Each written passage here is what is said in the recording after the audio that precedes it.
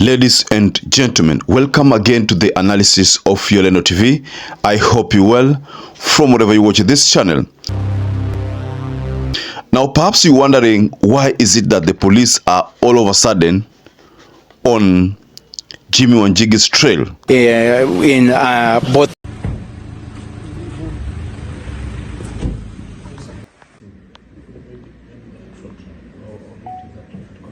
You could be asking yourself, why is that so? Maybe you're thinking that the reason why Jimmy Wanjigi is being sought for is because he was spotted during the Gen Z's demonstration.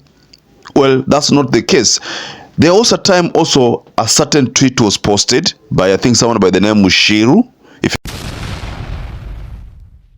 But this person had also indicated that Jimmy Wanjigi was a person who is financing the Gen Zs. Of course, we've had the government talk about Ford Foundation to being the body that is financing Gen Zs. We've also heard about so many other people being brought in. We also remember there's a time the government asked Ford Foundation to account for almost 800 million expenditure last year, or rather the last quarter.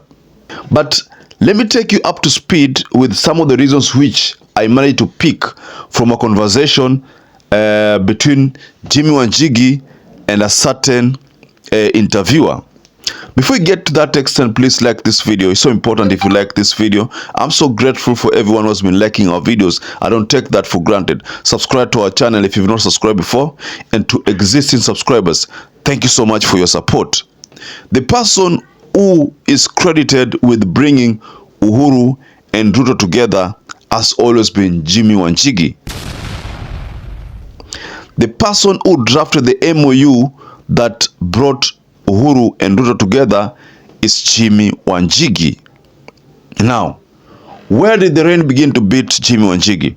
So you can literally say, at the foundation of this regime of Uhuru Ruto, I actually am the one who did the MOU, made sure that it was completely upheld in terms of ministries, parliament, all of this. Modus operandi to operate. So when everybody left the room, I was the only one left. What I saw, we have a problem here. Because I didn't see a cartel. I saw two people decide that Kenya can go to hell. They are more important than Kenya. I'll take you to the second concept, SGR. Now, this issue of SGR, we all know that based on the history we have, is that Jimmy Wanjigi is a person who was in charge, or rather who was responsible for crafting that plan. And according to Jimmy Wanjigi, what he kept on saying, and what I think the government is afraid of, that the information, if that information gets to the Gen Zs, then they might react further. What happened is that the SGR, according to Jimmy Wanjigi, it was his brainchild. And according to him, SGR was to cost about 55 to 60 billion, you know, and according to him also, there were no bridges. You've seen bridges along SGR rails, you know.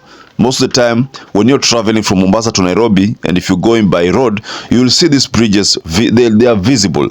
They are almost everywhere. So Jimmy Wanjigi is saying that those bridges were not not part of the plan. Why? He's saying that those are the reasons why this budget was escalated. Their main idea was to use existing rail and give Kenya Railways a shareholding within the SGR project. That is what Jimmy Wanjigi says was the plan. But when these people took over, they initiated a different plan, and that different plan ended up making SGR very expensive. And according to Jimmy Wanjigi, he talks about almost 400 billion. I'm not sure about that figure. I'm not confirmed, but that's what Jimmy Wanjigi says. According to Jimmy Wanjigi, because I told you there are three key points. One was the Ruto formation, the government, whereby Jimmy Wanjigi is believed to have crafted that MOU that brought about the bond between Ruto and Uhuru.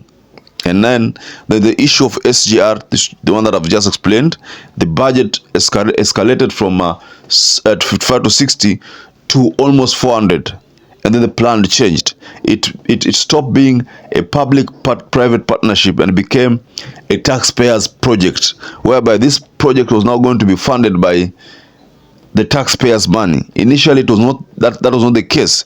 So they made sure that this budget was so exorbitant, and then they make sure that it came in for. So those are some of the things which I think Jimmy Wanjigi could have made, which the government is not taking lightly. That is why you find that this is not the first time, and according to the Sun, it's not the first time that the raid on MUTHAIGA home is being conducted. It happened during Uhuru Ruto time.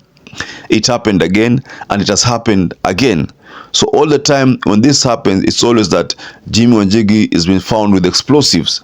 So that's why you find that if you go to the statement that was made by Willis Otieno, that they've recovered tear gas canisters, Motorola chargers. This time we've caught them. We have CCTV footage capturing police officers planting tear gas canisters and those paraphernalia they're claiming on the motor vehicle that they towed out of the gate. So one thing that I think you're not realizing is that there are reasons why Jimmy Wanjigi's raid was inevitable. And then there came the issue of ICC.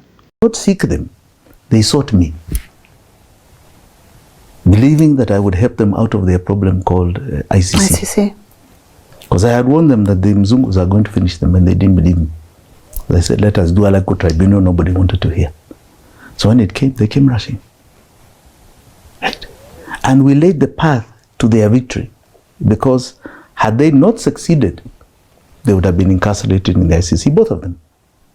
And you all remember what happened in 2013, in 2010 to 2013 there, and beyond. Because earlier on, Jimmy Wanjigi says in that interview that he had warned these people that if they are not careful, then the whites will finish them. They were advocating for a local tribunal. They kept pushing for a local tribunal. I remember hearing people like Aden Duale. Back then, Aden Duale used that opportunity to rise politically. Most of these politicians you see today in William Ruto's cycle are those people who blew the trumpet. They were talking explosively about this. People like Murkomen. Murkomen was talking toughly about this ICC. And they made sure that ICC ilionekana kama ni bodi nyingine ambayo ni kama tu another local court in Kibera or in Kibra. You know? But ICC is an international court based in Hague, and we know that it has been nailing very big people in the world. But they made sure that it appeared as if it's another magistrate law court in Kibra. You know, that is the narrative that people like Duale Murkomen created. So Wanjigi gives himself credit for sending that kind of warning that the whites watawamaliza. And I think they took that warning seriously, and that's how they countered it by, you know, sending foot soldiers like Duale, you know, sending foot soldiers like Murkomen to try to counter that narrative that was slowly growing of them being finished by the whites. So they succeeded, you know, they succeeded in their quest. So the government believes that Jimmy Wanjigi is the person who's catalyzing these demonstrations by giving the information of that magnitude to the youths who end up reacting. And then when they react by constantly creating demos. That's why you find that there's Nane Nane, and I understand there's Tisa Tisa, there's going to be Kumi Kumi. So these things will just go on. Someone was saying that yesterday's demonstration of Nane Nane was not successful because the youths walifunga shule. But they resume in September. So when they resume in September, and this Tisa Tisa is organized, like I'm hearing, there's something like Tisa Tisa, then it might get the attention of most of these youths. But we saw the different approach by the police yesterday, whereby police were not targeting journalists. So you find that people like Larry Mado were tear gassed. And then, that was aimed directly at me. He's aiming directly at me. He's aiming directly at me. Just go below in the comment section and you can offer a reaction. So perhaps if you watch this video and you've not subscribed, take 1 second and subscribe, like this video. Until you catch up again, stay safe and stay blessed.